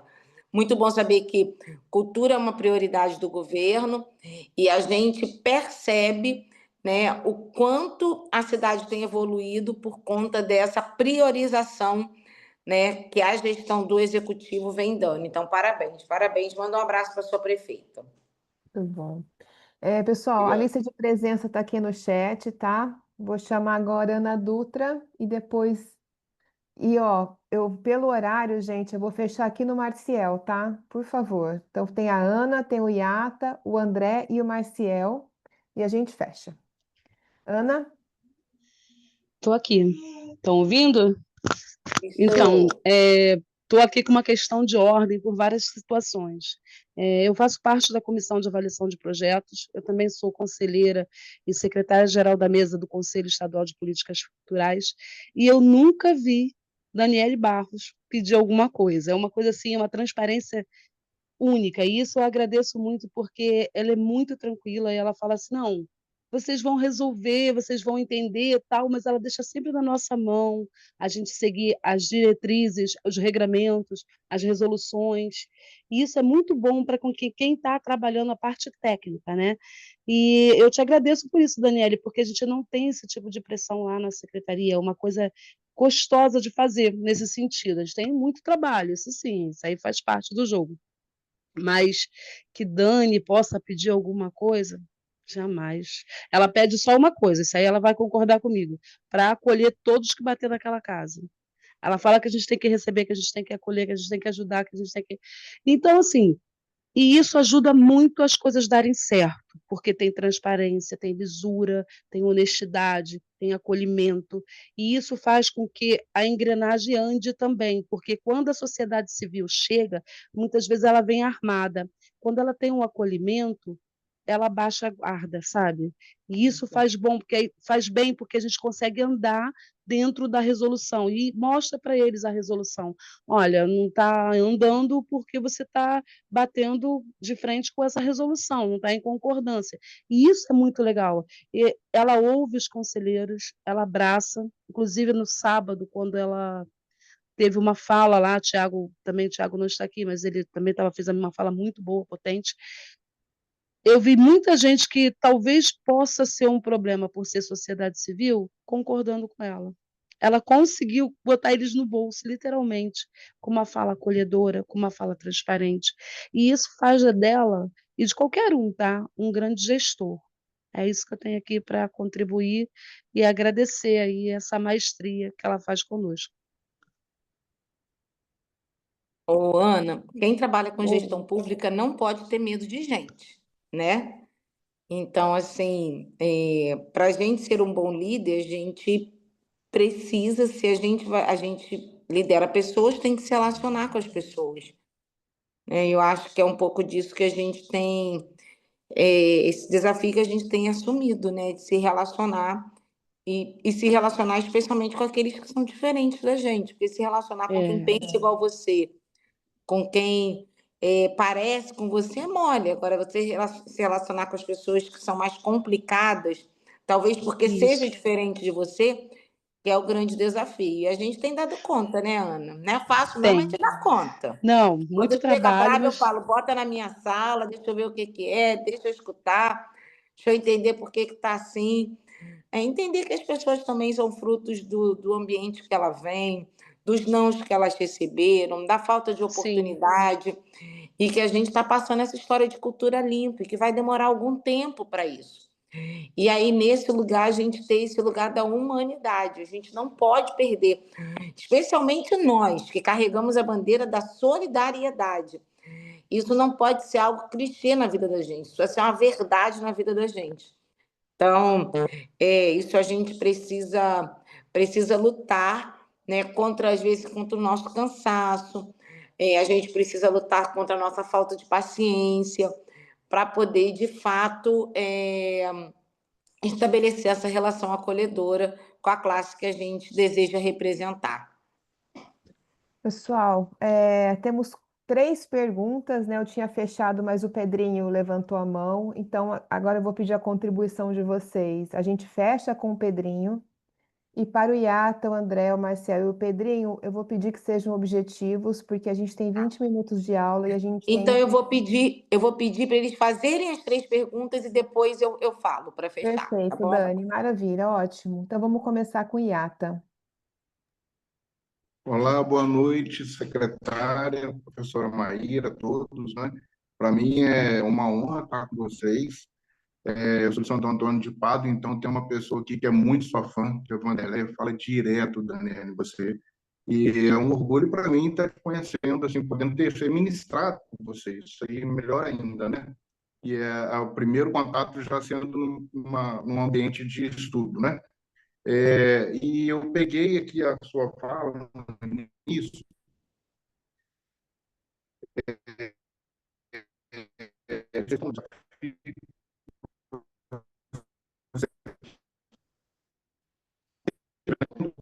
Yata, ações que foi uma construção, né? E dentro disso aí, duas perguntas que eu queria te fazer. Se você teve que elaborar algum sistema de controle ou se você teve que trabalhar em cima de algum sistema já existente. E a outra é o desafio não apequenando a sala de aula, porque eu acredito que ela foi algo extremamente importante para hoje você abraçar algo tão imenso, que é a cultura do Estado do Rio de Janeiro. Falar sobre essas duas coisas, porque hoje falar de ferramentas de controle é essencial na questão do link, né? E a sua experiência dessa mudança que, para mim, percebo que foi bastante radical. obrigada, O Yata. desafio imenso de estar abraçando o Estado do Rio de Janeiro numa situação tão sensível que é a cultura, Obrigada, tão Yata. importante, né? André, com você, tá por aí? Opa, estou aqui, professora. Mais uma vez, parabéns à professora Maíra, à secretária. Abriu muito minha mente, minha visão em relação à cultura, ainda mais pelos filtros de compliance que a secretária explicou plenamente como funcionam os filtros de compliance. Isso é muito importante até para desmistificar, né, o uso dos recursos públicos em relação à cultura, que das vezes as pessoas ventilam que é um dinheiro muito voltado para o circo, né, a grosso modo falando, mas que de fato, com a explicação da secretária, é algo muito sério e tende a motivar cada vez mais a sociedade se apoiar no lastro cultural que é promovido pelo poder público.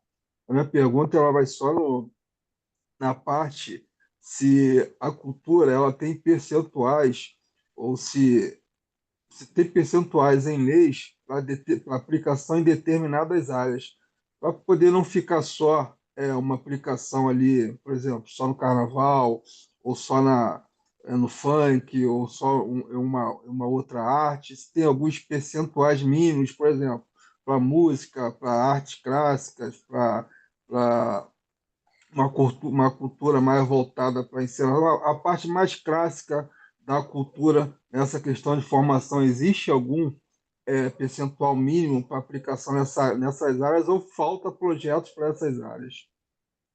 Obrigada, André. Marcial? Boa noite a todos. Boa noite, Daniele. Na verdade, o que eu queria pontuar tem sentido a questão da política pública do interior do Estado. A gente sente muito o movimento, a gente percebeu que talvez esse, na nossa visão aqui do interior, seja o ponto mais positivo do que está sendo desenvolvido de cultura hoje no Estado, porque se fala muito de recurso, né?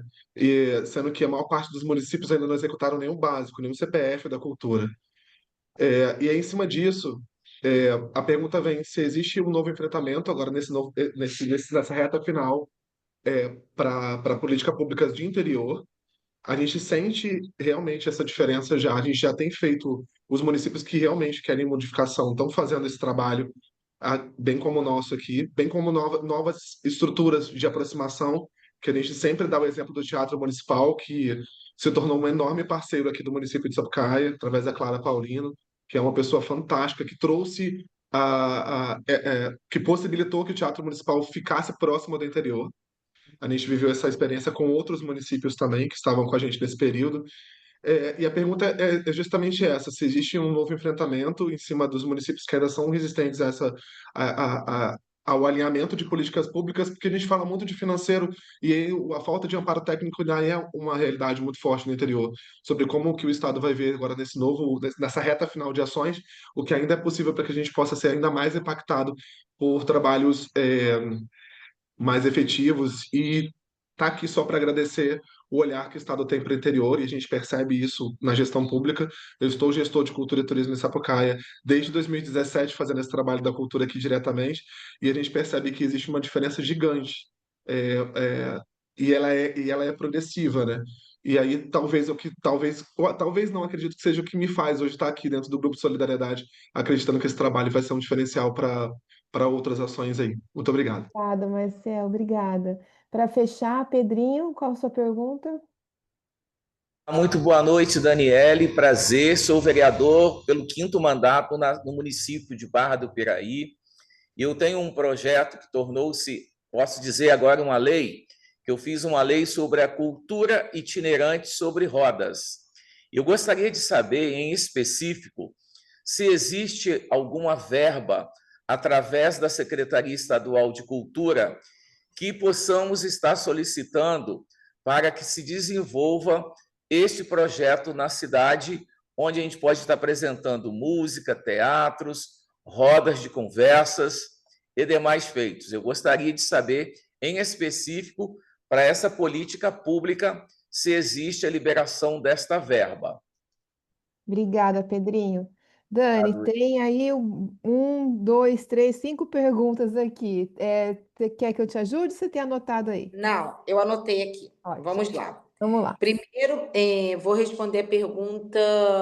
Você só vai me lembrando o nome das pessoas que fizeram as perguntas, Maíra. A primeira pergunta foi feita por quem? Você lembra? Não. Então, eu vou. Foi o Iata. Iata, isso, que até deu uma travadinha, isso mesmo. Iata, você me estimulou a falar um pouco da minha experiência quanto professora, se isso, né, isso contribuiu, né, para o lugar que eu estou ocupando hoje, e você me perguntou sobre a questão se eu tive que elaborar todas essas instâncias de compliance ou se elas já existiam, né? Então, assim, eu não tenho dúvida de que a experiência da sala de aula, e a experiência da gestão também na cultura, na educação, elas são agregadoras ao que eu vivo hoje, né? Então, assim, eu falo que aprendi a fazer cultura na sala de aula, e é verdade. A gente, quando quer dar uma boa aula, a gente usa todos esses artifícios das linguagens artísticas para trazer o aluno para perto da gente. Então, eu sou educadora, eu gosto da educação, eu acredito na educação, eu sou filha da escola pública do estado do Rio de Janeiro, devoto a essa escola a minha devoção, e eu não tenho dúvida de que a educação ela é sempre uma grande escola, promotora de grandes habilidades, e eu sei que essa escola me forjou e me preparou para o desafio que eu venho assumindo ao longo desses quase 6 anos.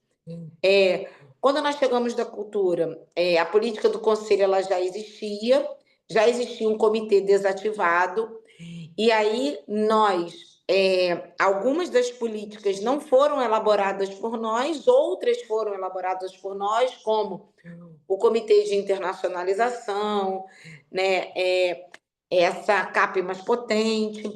Então, ora nós aperfeiçoamos a política pública já constituída no sentido da norma, e em outro momento nós elaboramos mesmo essa ação de compliance, instituindo essa política pública de participação. Então, ora elaboramos, ora aperfeiçoamos. Então, pergunta 1 respondida. Pergunta 2 passa pela questão da gente olhar essa distribuição dos recursos, né? Na Lei 7035, nesse quesito, ela só versa sobre... Ela não divide os recursos por linguagem. Não existe lá um percentual para o teatro, um percentual para a dança, um percentual para o circo, não existe isso. A lei fala de um percentual para a capital e de um percentual para o interior.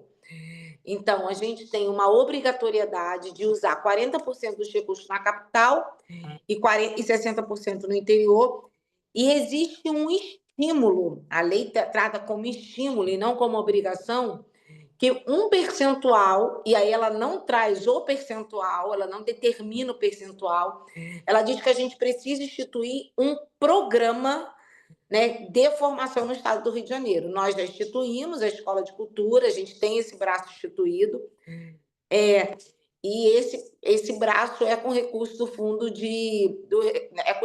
com nossos recursos próprios, né, que a gente consegue licitar, fonte de recurso próprio do Estado que a gente consegue licitar e manter esse trabalho de pé.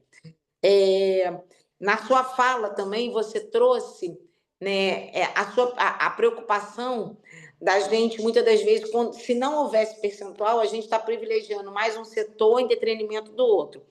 A gente tem as políticas públicas que são específicas, mas a gente tem as políticas públicas que são dadas de forma mais genérica, justamente para a gente não cair nessa armadilha. E quando você também demonstra sua preocupação com a cultura um pouco mais clássica, eu quero dizer que essa é uma cultura bastante privilegiada no Estado, porque a gente tem a nossa lei de incentivo, ela promove muitas orquestras sociais do Estado do Rio de Janeiro, praticamente 70% das orquestras, né, projetos de orquestras que hoje estão ativos são patrocinados ou pela lei de incentivo ou com os nossos recursos próprios. E o nosso teatro municipal, ao longo desses últimos anos, vem recebido uma atenção muito grande, né? Reformas de estofado, reforma da cortina, reforma agora do palco, reforma das varas cênicas, aumentou o patrocínio junto à Lei Rouanet, estamos viabilizando e trabalhando para viabilizar compras de instrumento. Então, assim, é um espaço que, de fato, tem recebido uma atenção muito especial. E a Clara está aqui no grupo, fiquei super feliz também com a última fala que diz que eu iniciei, né, a nossa conversa dizendo isso. Você precisa ter do seu lado pessoas que têm o mesmo princípio que você. E tá a Clara e o Eric aqui nessa turma, que são pessoas que têm, né, dividem comigo essa responsabilidade da gestão da cultura, mas que são nutridos desse mesmo princípio de democratização, desconcentração de recursos, entendendo que o teatro é um equipamento público e precisa dialogar com todas as esferas da sociedade, precisa... ele está na capital, mas ele é do Estado, e se a gente não consegue levar aquele prédio para o Estado, a gente tem que trazer as pessoas para aquele prédio, e eles têm me ajudado bastante nesse processo de aproximação desse teatro da população. Então, tem mais uma pergunta, tem mais duas perguntas. Uma, que a gente tem sim, né, uma preocupação nesses, né, ele falou, o que vem aí, o que a gente pode esperar, especialmente nesse braço de formação aí desse próximo ano ainda, desse próximo semestre. Nós estamos pactuando um programa de formação com o SENAC, um programa robusto de formação do SENAC para os gestores de cultura. Então, vem coisa boa aí, com certificação, diploma, bastante intenso, então pode esperar. E a gente também está contratando, né, um parceiro, que é o Futuros, que vai trabalhar um processo de intercâmbio de boas práticas entre os municípios do estado do Rio de Janeiro. Então, tem muita coisa boa no que diz respeito à formação aí, vem algumas novidades, que serão braços potentes também da Secretaria de Cultura no interior do estado. E com relação ao projeto específico do Cultura Itinerante, parabéns, vereador, por ter transformado isso numa lei, né, garantindo a sua perenidade no município de Barra do Piraí. Eu estive com Barra do Piraí hoje, o secretário esteve aqui conosco, a gente está pensando em ações ligadas ao audiovisual, e eu quero te estimular a estabelecer uma relação com alguma proponência, com algum CNPJ, com algum MEI, né, de cultura da cidade de Barra do Piraí, no sentido dessa pessoa franqueada, anuída dessa responsabilidade, possa apresentar esses projetos tanto na nossa lei de incentivo do ICMS, que aí depende de uma empresa desejar apoiar também o projeto, ou na nossa lei do fomento direto, que é uma chamada pública, que é um edital que de tempos em tempos ele abre uma janela para que a pessoa aplique ali o seu projeto. Nesse momento, a gente vai abrir projetos, chamada para projetos de literatura, né, em função do Rio ser a capital do livro e da leitura, mas que pode super encaixar a contação de história nesse palco itinerante sobre rodas. E uma vez esse projeto sendo selecionado, nós teremos o maior prazer em apoiar financeiramente o projeto, mas ele vai ter que passar por esses requisitos de seleção, tá bom? É isso. Dani, muito obrigada, muito aprendizado. Eu tinha várias perguntas, mas vou deixar para a próxima. E eu quero agradecer a presença de todos e a sua presença, Dani. Se quiser dar uma mensagem final, a gente encerra a aula no horário. Eu queria somente estimulá-los, né, a perseguirem esse modelo da ética, da integridade e da transparência. Não se permitam as concessões. A gente sempre acha que tem um certo controle sobre a nossa moral, a ponto de transitar nesse lugar de estabelecer algumas concessões. A gente, quando faz o errado, a gente sabe que está fazendo o errado. Quando a gente faz o certo, a gente sabe que está fazendo certo, né? Então, vamos fazer o certo, vamos perseguir isso, vamos batalhar por isso.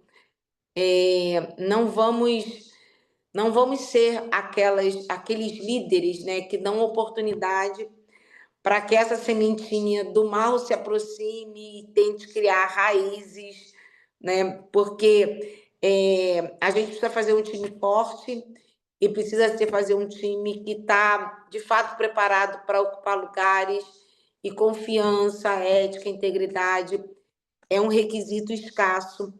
E se a gente tiver isso no nosso grupo, né, se o nosso grupo zelar por isso, nós seremos aquele foguete que vai voar e que vai dar muito orgulho, né, para o cidadão do estado do Rio de Janeiro. Então, pensa sempre na família, pensa sempre no filho, pensa sempre na mãe. Acho que isso são boas dicas. Eu faço isso, né? De vez em quando aparecem umas coisas meio estranhas, que tenta se apresentar, eu penso logo na minha mãe, penso logo nos meus filhos, eu não posso estar nesse lugar, não posso me permitir isso, adoro dormir na minha casa, adoro usar o meu banheiro, né? Então, assim, não quero estar em nenhum outro lugar que não seja exatamente esse lugar do acolhimento da minha família. Quero dar muito orgulho às pessoas que me cercam, às pessoas que confiaram em mim. Isso costuma dar certo comigo, espero que dê certo com você também, né? Então, são dicas da minha intimidade que eu partilho aqui com esse grupo, por conta do diálogo franco que a gente travou aqui, me deu uma certa liberdade para a gente tratar com tanta franqueza. Desejo a todos uma boa noite, obrigada pela paciência, obrigada pelo convite, Maíra, e vamos em frente. Muito bom, Dani, obrigada a todos os alunos. Próxima segunda-feira temos financiamento com o Noeli Becker, então já coloque aí na agenda que a gente volta. Dani, obrigada, boa noite, pessoal. Excelente semana de trabalho para gente. Beijos. Boa noite, gente. Boa noite, Tchau, Dani. Foi um gente. prazer. Fiquem com Vou Deus. ficar aqui na Tchau, hora. Boa noite, turma. Dani. Boa Tchau, noite, Maíra. Boa noite, Dani. Boa noite, Maíra. Boa noite a todos. Excelente Excelente Bom descanso para todos. Boa noite a Valeu, todos. Júlio. Até segunda. Boa noite a todos. Boa semana. Valeu, Serginho. Valeu. Tchau.